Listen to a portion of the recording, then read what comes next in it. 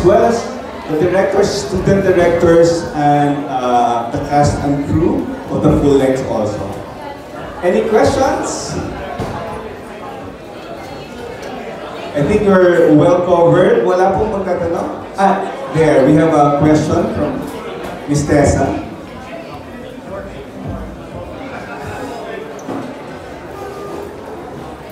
Hi Chris, hello po, it's Ivy, and congratulations to all of the selected finalists to this year's Cine Panalo. Chris, just to give us a perspective, just how much more Pure Gold is supporting the young filmmakers.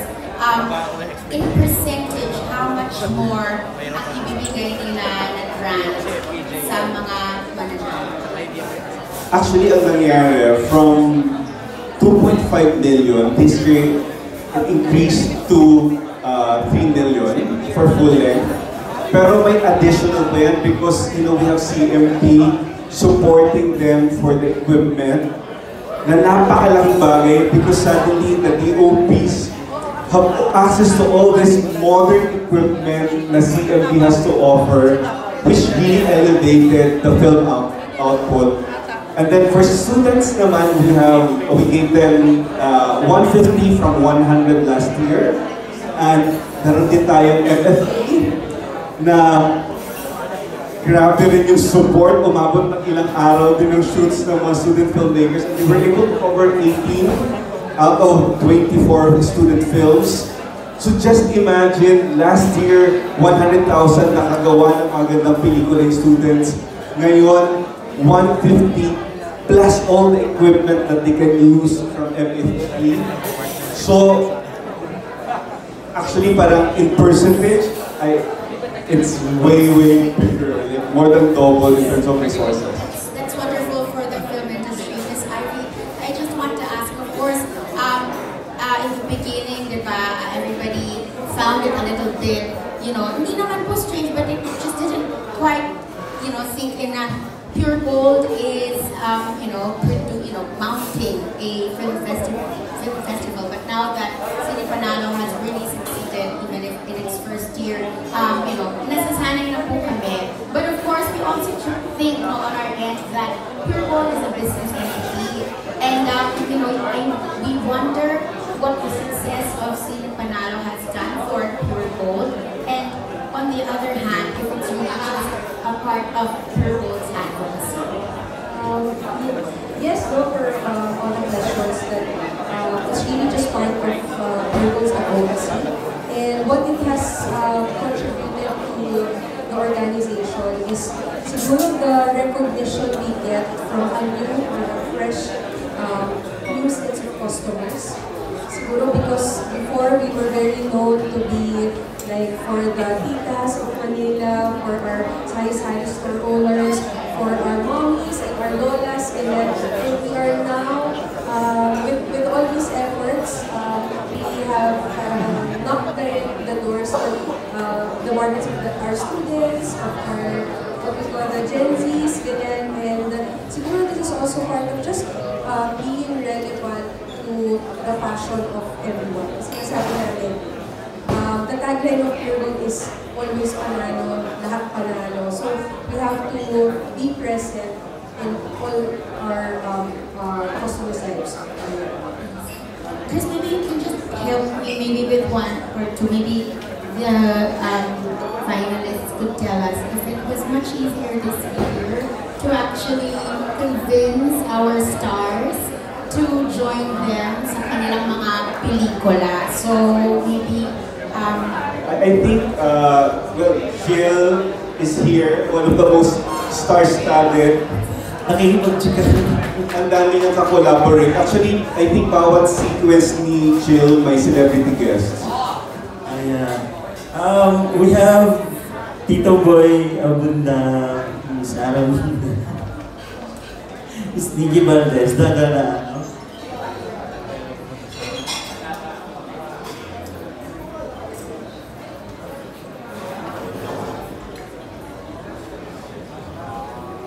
I think the question is nahirapan ka bang mag-convince? Dahil bago.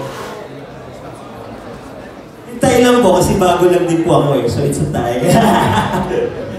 Hindi ba, medyo... hindi naman po kasi again, this is Pure Gold Cine Manalo and looking back dun sa previous year na festival, laban naman po talaga yung mga entries. So para pag nung in-offer namin sa mga artista, madali naman po sila nag-ano. Of course. Okay, question is, what does it mean for me to be a part of the Cine Manalo? Very honored po ako, and I'm very happy to have taken this opportunity. And sobrang nakita ko po kasi I did some research sa mga 2024 entries. Ang gaganda din po. And I thought to myself na if I do this, I will grow as an actor. Thank you po. I think it's actually my first time to ever be part of any festival.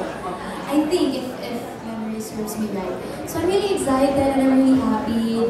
When this was offered to me, I immediately said yes because I saw who I'm going to be acting with, which is Katie, Kira, and si Jameson.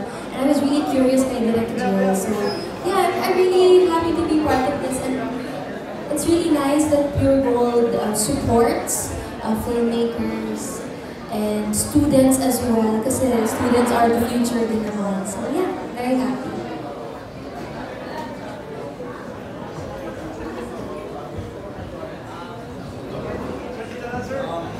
For me, I started off my acting career joining festivals, so it's an honor to be part of Cine Manalo.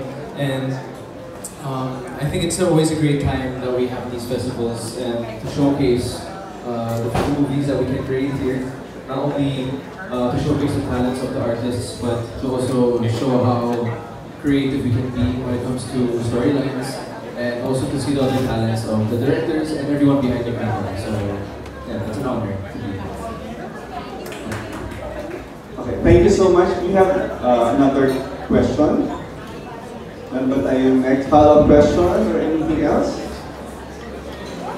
I think I just wanna note also na, guys, parang if you've noticed also na, again, Cine Manalo is continuously leveling up. Yung parang, I can't imagine actually coming from last year na parang we were just experimenting, no, Miss Ivy, na parang, tingnan natin, we wanna see, kasi alam namin may pangangailangan ng industriya na kagaya ng isang Cine Manalo. We didn't know na it will actually grow so fast. And sa mga naunang sumuporta sa amin nung umpisa pa lang, we're so happy with it. Like, Mobile Fund has always been with us, and FTRCB. And syempre, ngayon yung mga bagong partners even enrich the film festival we have. CMP, MFP, Gateway has been consistently with us. And guys, it's going to be longer na ngayon and more cinemas. At may section pa kami na yung mga last year's films, we'd like to show them also. Kasi ang daming hindi nakapanood and would like to see them. So, yun lang. So, other questions before we close the press con? I think we're good na. Okay, thank you. Magandang hapon po sa inyong lahat.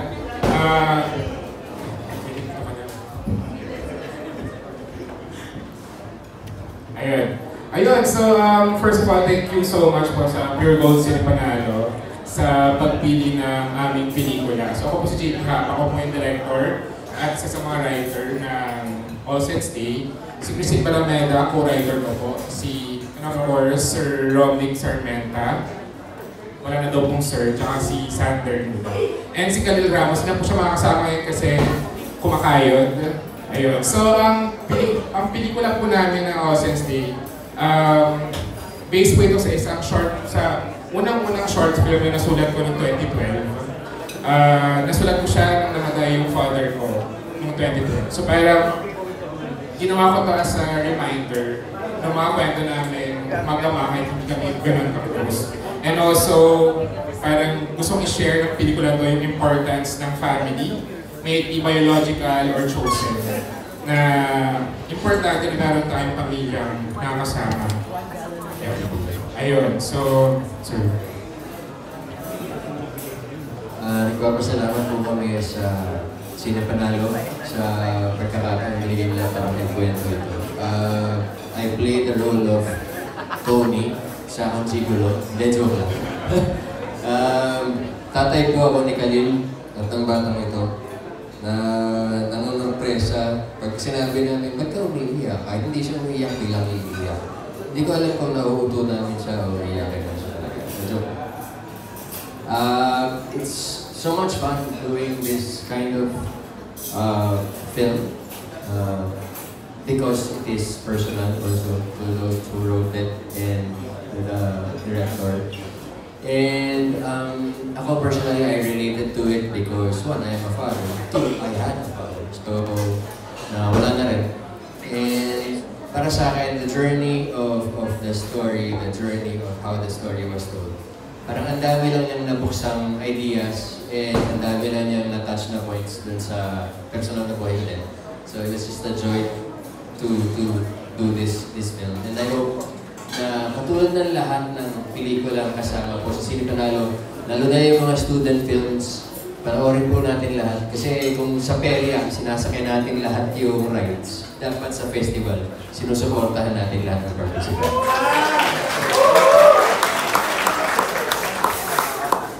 Una-una po, nagpapasalamat po ako kay Lord sa mga blessings po na binigyan niya po sa akin, kay Mama at Papa, kay Ma'am Tin, kay Sir Cinco, kay Direk Titi Haba, kay Direk Ian, sa buong production po na kumuha po ng All 6 Day, kay Maestro at sa STM family po.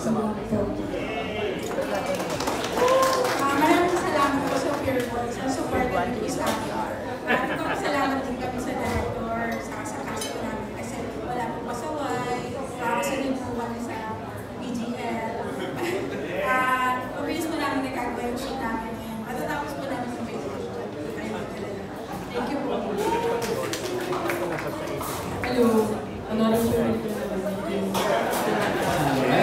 Of course it is. So I really excited about it.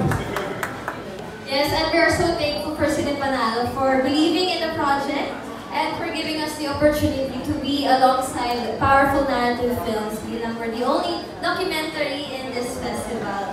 So right now, Miss Babe Ruth, of course, she is currently in the sea.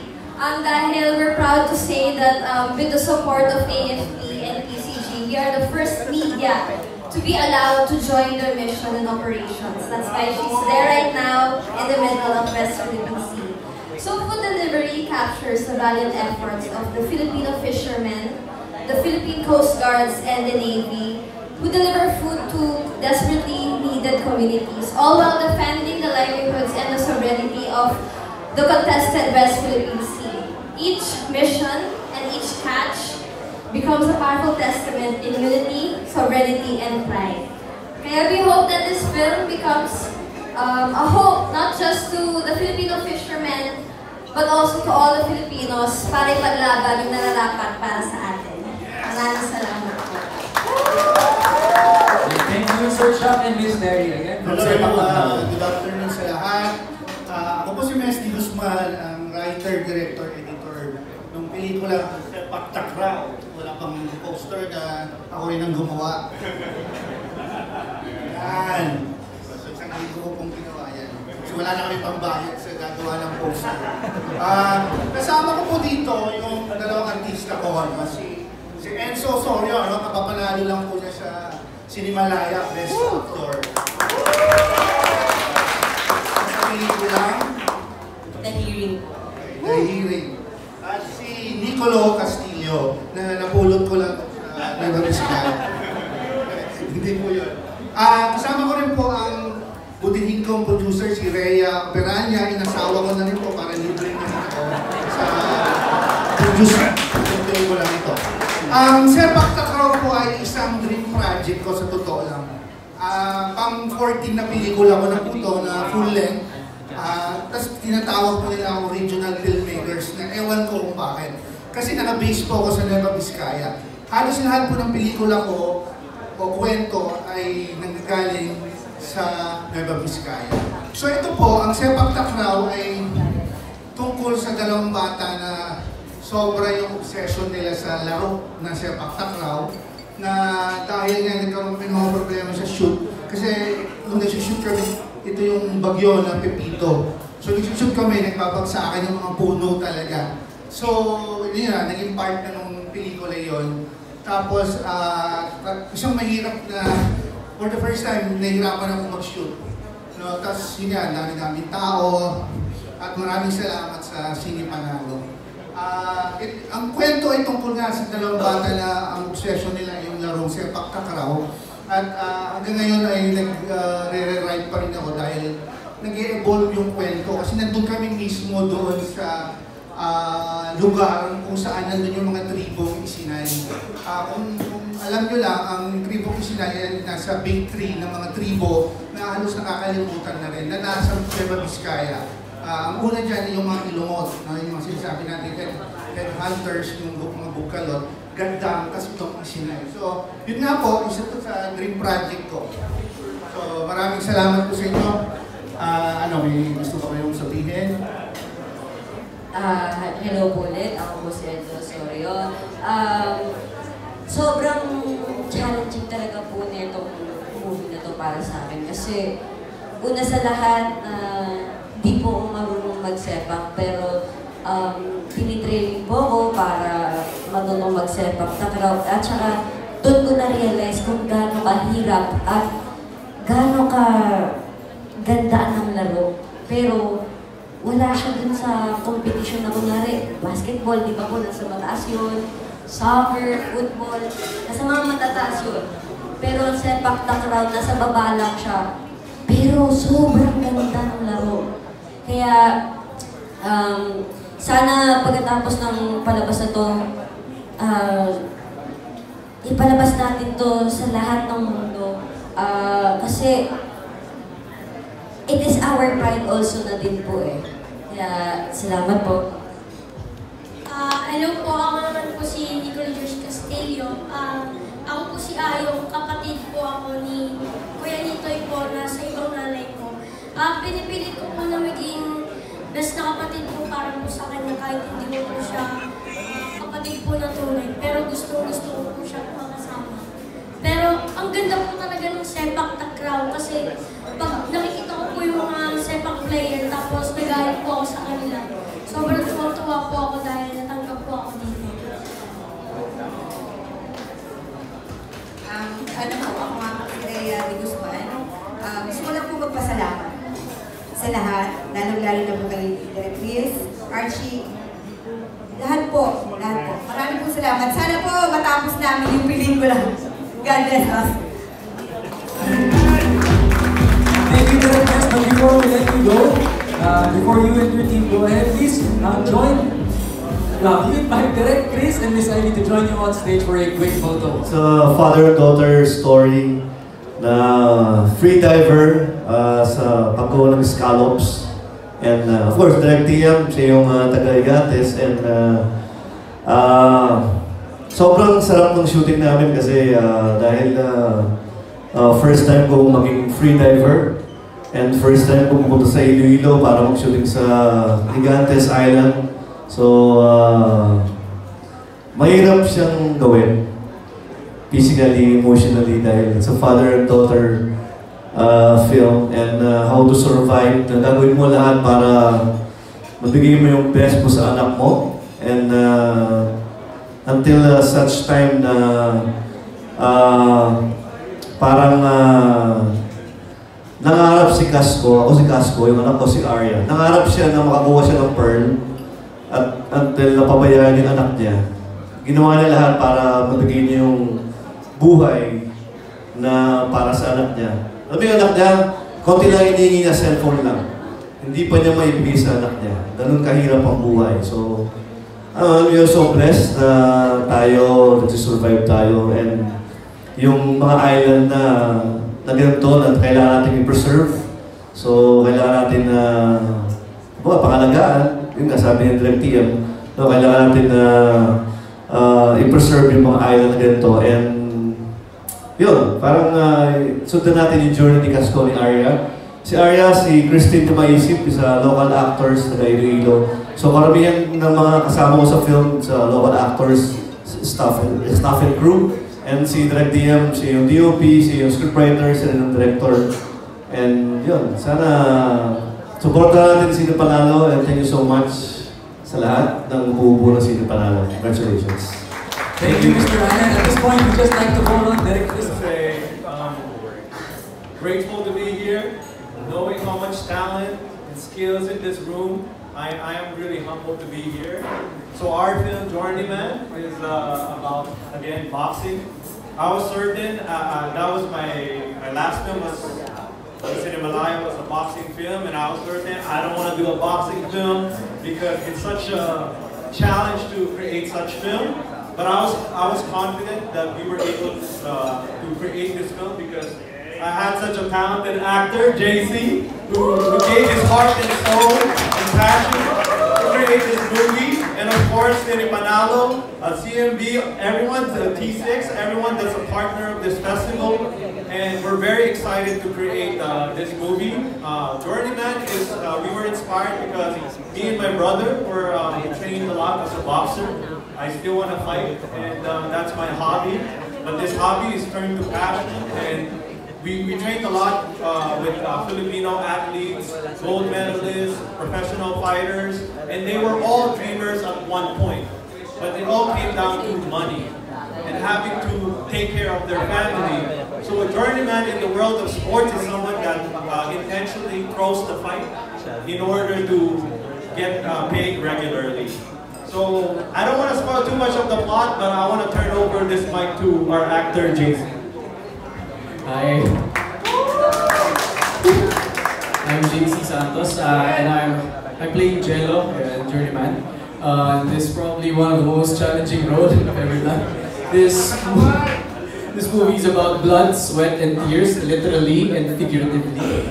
I think the closest thing na inaral ko, aside, this is my first time doing boxing. I think I can only compare it to when I was 17 learning ballet.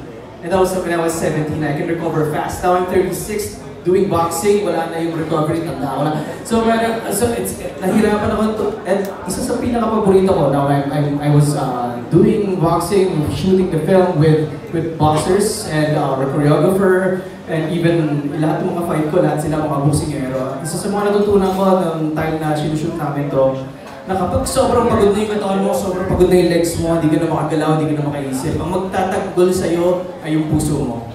And I think that's the Filipino pride, na yung puso ng Pilipino. Na kahit gano'n nakahirap, kahit gano'n nakasakit, kahit wala ka na hilinga, meron kang laging pinaglalaanan. Ito para to sa asawa ko, para sa anak ko, para sa pamilya ko, para sa bayan ko, lagi tayong may gano'n. Yun yung totoong Filipino pride. At lalo na ngayon, siyempre, boxing, yun ito, isa pang Filipino pride. And that's the thing that I learned. It keeps reminding me na you have to be friends with pain, discomfort, and failure for you to win. And that's Journeyman about. Thank you, Journeyman. Thank you sa everyone who helped us make this film. So the journey wasn't easy, but we're there. I just want to say, that's my mom, that's my brother, we're a family, we made this movie, we made it happen, right? That's how you believe your vision. I just want to say thank you to Direct Chris, Pure Gold, and all the sponsors. And I would encourage you to watch all the films. I think they're really great. Thank you. Thank you, Journeyman team. We'd like to invite again Direct Chris and Ms. Ivy for a quick photo. First po, maraming salamat kay Lord. Siyempre, ikutayin natin si Lord. Thank you, Lord, sa opportunity na to. And Pure Gold, maraming salamat. Direct Chris, maraming salamat po sa tiwala. And of course, thank you so much to our actors, Katie Estrada, Alexa Ilacad, Kira Ballinger, and Jameson Blake. And also, I would like to thank my executive producer, Miss Miley. Miss Miley, kita ko po dito. Kung mo kong iwan, sabi mo walang iwan na. Maraming salamat po. Ang collab po ay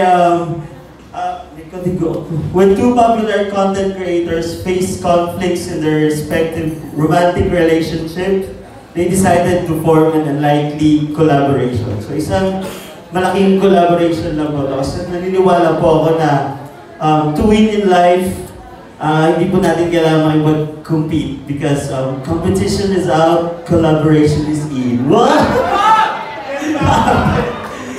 And again, maraming salamat po and ibibigay ko ng pang-microphone sa ating mga namin.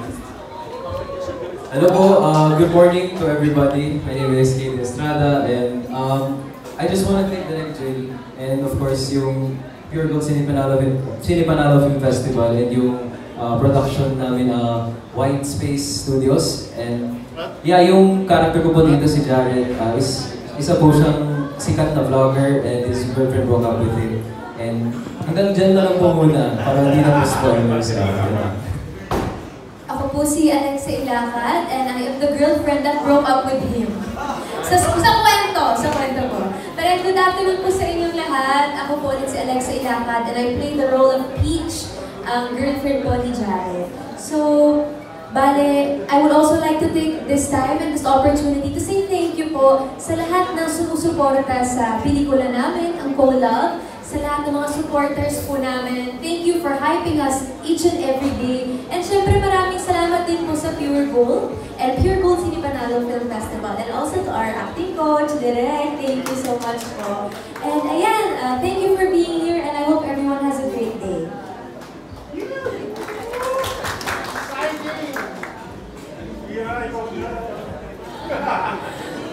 Well, medyo nasabi nyo na, no? So, copy-paste, and joke lang. But again, thank you so much, everyone. Lalo na to Cine Panalo. Thank you so much for having us.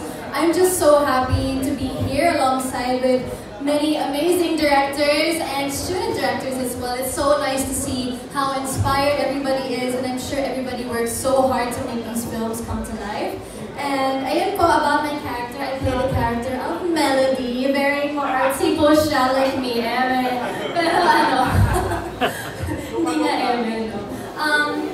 Our film is very relatable. It evolves around us vloggers and influencers. So I think that's what a lot of people are trying to be nowadays. So I think they would really enjoy our movie. And ayun lang, thank you so much for the love and support. Hello everyone, good afternoon sa inyo lahat. Thank you so much, Cine Panalo. Just want to say it's very refreshing to do this kind of project. It's my first time working with Direk, first time working with this production, and working with everyone. So I play as Clyde dito sa movie na to. One of the popular content creators that just wants to enjoy life. So, yun lang. Thank you so much. Right, now we would like to